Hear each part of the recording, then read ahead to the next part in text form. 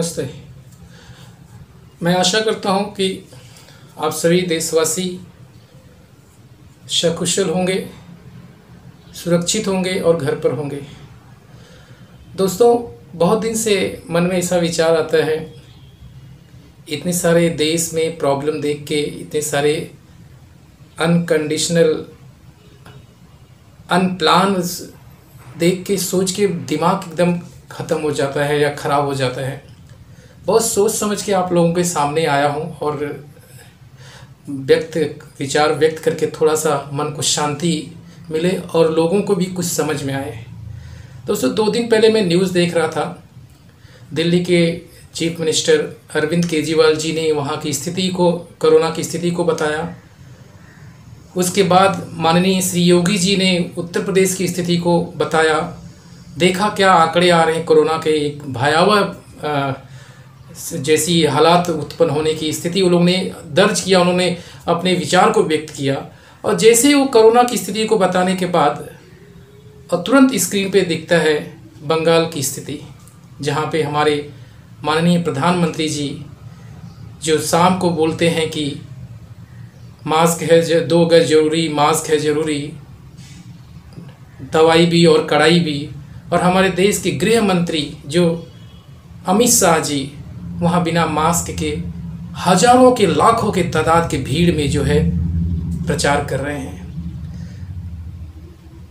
शाम को प्रधानमंत्री बन के जो है बताते हैं कि देश को उपदेश देते हैं कि आप संदेश देते हैं। और वही प्रधानमंत्री, वही एक जिम्मेदार देश के जो है, जो दुनिया के लोग देखते हैं, वही प्रधानमंत्री शाम को और 12 घंटे जो बंगाल में जो लाखों के भीड़ इकट्ठा करके कोरोना फैलाने का काम करते हैं। और जो जितने नियम कानून बताते हैं, जो भी नेशनल या इंटरनेशनल प्रोटोकॉल है, उसकी धज्जियाँ उड़ाते हैं। दुख होता है, बहुत बहुत बुरा लगता है, मन बहुत व्यथित होता है, बहुत चिंतित होता है मन कि थोड़ी देर पहले हमारे 2 मुख्यमंत्री हमारे जो है इस तरह की एक स्थिति उत्पन्न हो रही, उसकी जो दुख प्रकट कर रहे हैं, उसकी सारी चीज़ें किस तरह की व्यवस्थाएं चल रही है वो व्यवस्था बता रहे हैं अरविंद केजरीवाल जी और योगी जी। और दूसरे जो 2 देश के सबसे माने जाने नेता, रिस्पॉन्सिबल नेता, जिम्मेदार नेता जो है, जिनको लोग, जिनसे प्रेरणा लोग लेते हैं, वही लोग धज्जियाँ उड़ा रहे हैं। ये क्या कानून सिर्फ गरीबों के लिए है? वहाँ कोरोना नहीं फैल रहा है। दोस्तों, आज 1.5 लाख के करीब जो है कोरोना के केसेस आ रहे हैं। 5 राज्यों में, लगभग 5 राज्यों में चुनाव चल रहा है, जहाँ पे ये लोग प्रचार कर रहे हैं। वहाँ जो है चेकिंग नहीं हो रहा है, टेस्टिंग नहीं हो रहा है। ये 2 लाख क्रॉस करेगा दोस्तों।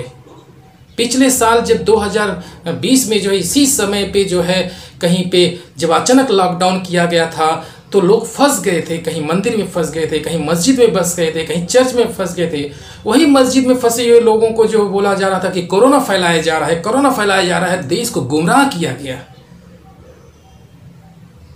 और आज क्या हो रहा है? आज बंगाल में क्या हो रहा है, आसाम में क्या हो रहा है, कौन बोलेगा? बहुत दुख होता है।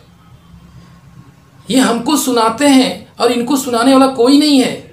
एक छोटा बच्चा, 10 साल 12 साल के बच्चे के मन में भी ऐसे सवाल उत्पन्न हो रहे हैं। इस सवाल का जवाब वो ढूंढते ढूंढते बच्चे के मन पे क्या होने वाला है? ये आइडियल लोग हैं, ये संदेश देने वाले लोग हैं, जिनको हम आइडियल मानते हैं।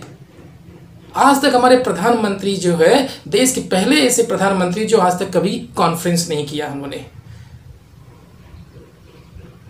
सिर्फ मन की बात करते हैं।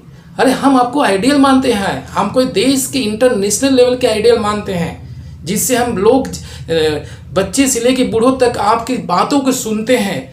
और आप शाम को क्या सुनाते हो और दिन में क्या सुनाते हो, उसमें कोई अंतर ही नहीं रखते हो। तो हमारे नौजवान, हमारे युवकों में, या जो देश के भविष्य हैं, उनके ऊपर क्या प्रभाव पड़ने वाला है? हम क्या शिक्षा दे रहे हैं? दोस्तों, कोई बुरा नहीं माने, कोई भी हमें किसी के व्यक्तिगत पे हमें वो नहीं करना। लेकिन आज सब धंधा व्यवसाय बंद होने के कारण लोग घर में बैठे हुए हैं और जब टीवी खोलते हैं तो सिर्फ बंगाल का सीन दिखता है और कहीं पे कोरोना का सीन दिखता है। जब कोरोना की भयावह स्थिति दिखती है, जो हमारे लोगों को घर में कर दिया गया है, लोगों को बंद कर दिया, व्यवसाय धंधे बंद कर दिए गए हैं, और वहीं एक दायरे में जो हम एक थोड़ी देर के बाद देखते हैं कि बंगाल असम के जहाँ पे नेता लोग, जहाँ के जिम्मेदार लोग जो है लाखों के भीड़ इकट्ठा करके अपने काम कर रहे हैं। हम अपने काम को बंद कर रहे हैं, आम जनता काम को बंद करे, ये लोग अपना काम कर रहे हैं। कितना दुख होगा। इनका काम क्या है? इनका काम है वोट मांगना, इनका काम है अपने आप को कुर्सियां बचाना, अपने आप को पोष लेना। अपने काम को चालू करके रखा है और लोगों को काम को बंद कर रहे हैं।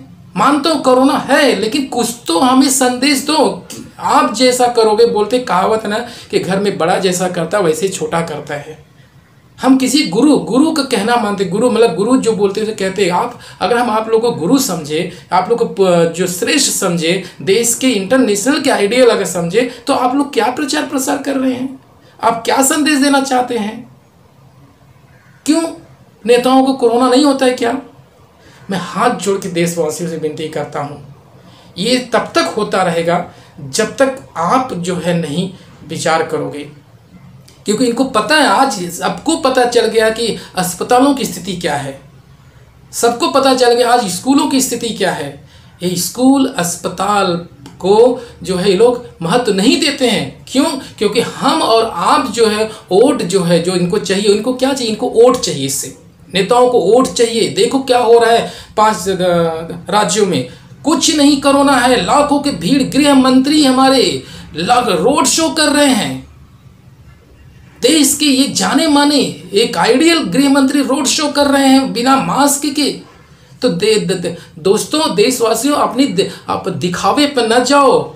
ये सोशल मीडिया है, ये वही कर रहे हैं जो लोग करवाना चाहते हैं। आप दिखावे पर न जाओ, अपनी अकल लगाओ और अपनी अकल लगाओ। और आप ये मान के चलो कि आपको अगर स्कूल अच्छा करना है, अगर अस्पताल अच्छा करना है, अगर अपने बच्चों को पढ़ाना है और अस्पताल में अच्छी स्वास्थ्य की सुविधा लाना है, तो इन मुद्दों पे वोट देना चालू करो।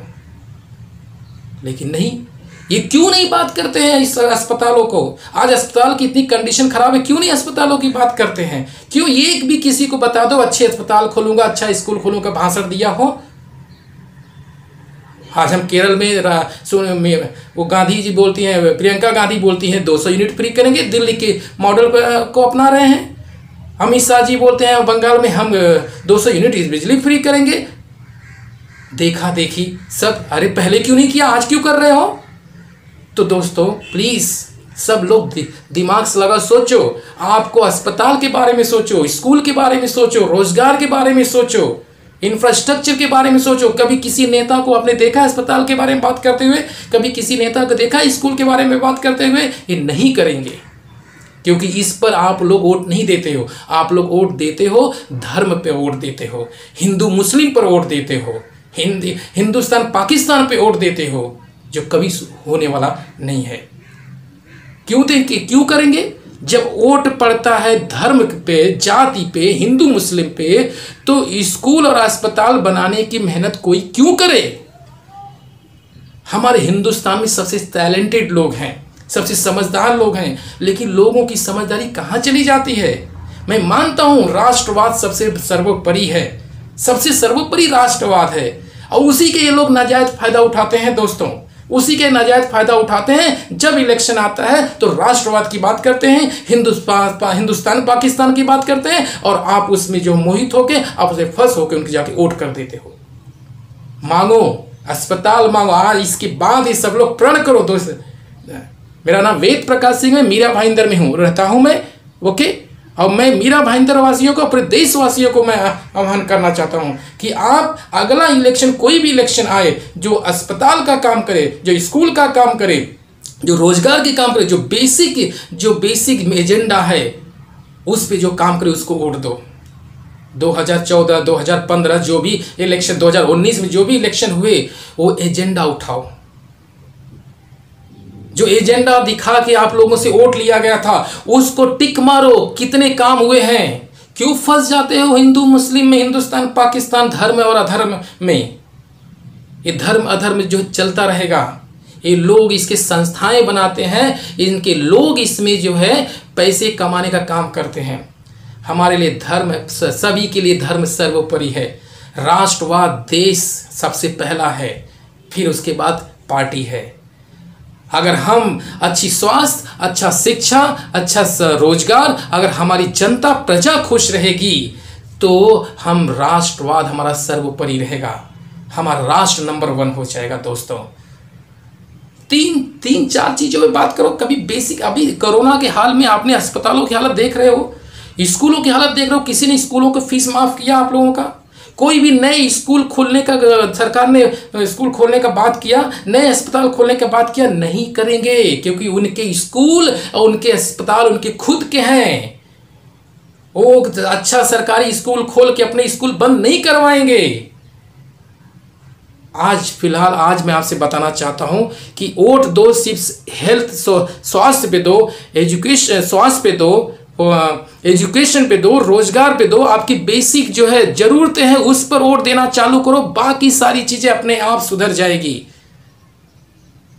नहीं तो आप एक देख लीजिए, आज की स्थिति में, आज की करंट स्थिति में अगर आप कंपेयर करना चाहते हो, आपको समझ में नहीं आ रहा है, तो दिल्ली जाके जरा स्वास्थ्य और एजुकेशन के बारे में कुछ चीजें देखो, कुछ तो सुधार हुआ है। लेकिन आप मीरा भाईंदर में मैं रहता हूं, मीरा भाईंदर वालों से बोलना चाहता हूं कि मुझे बताओ 5 साल 7 साल में जो है यहाँ पे कौन से नए स्कूल खुल गए हैं, कौन से नया अस्पताल खुल गया है। मैं, अगर आपको लगा कहाँ बताओ कुछ है, या किसी हिंदुस्तान में बताओ कि एक भी किसी एक डिस्ट्रिक्ट में जो है एक नेशनल लेवल का स्कूल खुला हो या नेशनल लेवल का अस्पताल खुला हो। जब हम बात करते हैं तो कुछ लोग बोलते हैं कि इंतजार करो, धीरे धीरे होता है। 5 साल में जो एजेंडा बनता है, जो मुद्दा बनता है, वो 5 साल के लिए बनता है, 10 साल के लिए नहीं बनता है। ये आप लोग क्यों नहीं समझ रहे हो? वो जो एजेंडा दिखाया जाता है, जो मैनिफेस्टो तैयार किया जाता है, वो 5 साल के लिए तैयार किया जाता है। अगर मैं किसी नहीं चाहता, व्यक्तिगत किसी को हर्ट नहीं करना चाहता हूं, लेकिन मुझे दुख होता है जब टीवी देखता हूं कि एक तरफ से भयावह स्थिति दिखाई जाती है और एक तरफ जो है अपने जो जिनको कोई नहीं बोलता है वो अपना काम करते हैं। उनका काम तो चल रहा है, उनको किसी को हिम्मत नहीं है। नॉर्वे को प्राइम मिनिस्टर ने जो है मास्क नहीं लगाया था, उसको पेनाल्टी लगाई गई। और हमारे देश के में क्या हो रहा है, कब सोचोगे? अच्छा दिमाग भगवान ने हम लोगों को दिया है। मुझे भी गुस्सा आता है और मैं समझ रहा हूं मेरे दोस्तों, देशवासियों, कि आप भी जब टीवी देखते हो ना, मेरे आसपास कई सारे लोग हैं जो हर पार्टियों को मानने वाले हैं, वो लोग भी गुस्सा होते हैं। और जब टीवी कोई भी देखता है तो उनको सबको गुस्सा लगता है, सब अंदर ही घुटते हैं, लेकिन कोई कुछ नहीं कर सकता है, अंदर ही घुटते हैं, चाहे वो किसी भी पार्टी का हो। आज किसी भी सब लोग घुट रहे हैं, सब लोग गुस्सा कर रहे हैं और चुपचाप बैठ जाते। नहीं चलेगा चुपचाप, ऐसे उनको पता है कि हम करेंगे, अपने मन का करेंगे। जब इलेक्शन आएगा तो धर्म सामने रख देंगे, हिंदुस्तान पाकिस्तान सामने रख देंगे और राष्ट्रवाद रख देंगे। पूरी जनता भूल के हमें वोट दे देगी। और यही कारण है कि उन चीज़ों पे, धर्म, जात, हिंदू मुस्लिम, हिंदुस्तान पाकिस्तान पे वोट मिल जाता है, इसलिए आपके लिए जो जरूरी चीज़ है उस पर काम नहीं होता है। तो जो जरूरी चीज है उन पे आप बोलना चालू करो, उन पर आप वोट देना चालू करो, फिर देखो आपकी ये जो राष्ट्रवाद, धर्म, ये सारी चीजें अपने आप सुधर जाएगी।